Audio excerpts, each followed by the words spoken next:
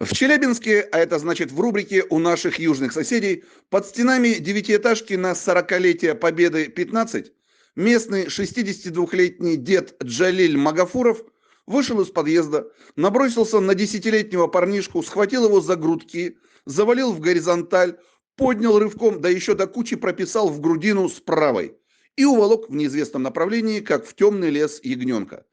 Поскольку процесс избиения младенца засняла камера домофона, и плюс к этому его наблюдала из окна мама мальчика, постольку личность избивателя была быстро установлена, и родители пацана на Магафурова написали заяву.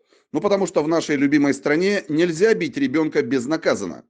В свою защиту 62-летний дед Джалиль сообщил, что 2 дня подряд молодежь донимала его, жителя первого этажа, тем, что стучала палками в окна и всячески троллила.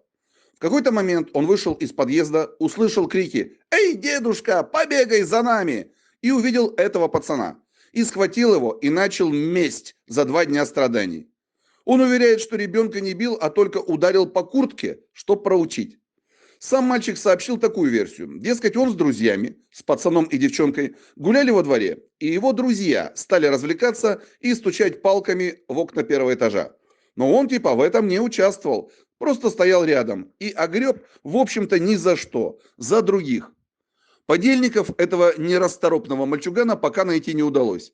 Но независимо от того, был ли мальчик и была ли девочка, ребенка заваливать на пол и бить в грудь нельзя, как бы порой не хотелось. Ты старше, ты сильнее, ты мудрее, так что будь любезен. За побои силовики на Джалиля Магафурова нарисовали административку по 6.11 КоАП. А он, вот ведь неугомонный, обратился в полицию с просьбой провести проверку, дескать, нет ли в действиях мальчугана хулиганства. Вот не мелкого, а именно хулиганства. Он что, хочет повесить уголовку на 10-летнего ребенка? О, как это бесперспективно. Это не просьба о финансовой помощи, это призыв сохранить остатки честной и патриотической журналистики на Урале. Если хотите 9,5, как раньше, жестко, метко, хлестко, без соплей, то помогите нам. Станьте нашими спонсорами. Сила в правде, и мы ее постоянно показываем. Поэтому, если кто-то сможет в это тяжелое время найти небольшую сумму для новостей Шеремета, будем благодарны и отработаем сполна.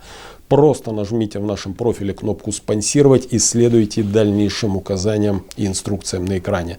Заранее спасибо, ребята. Вместе мы выстоим.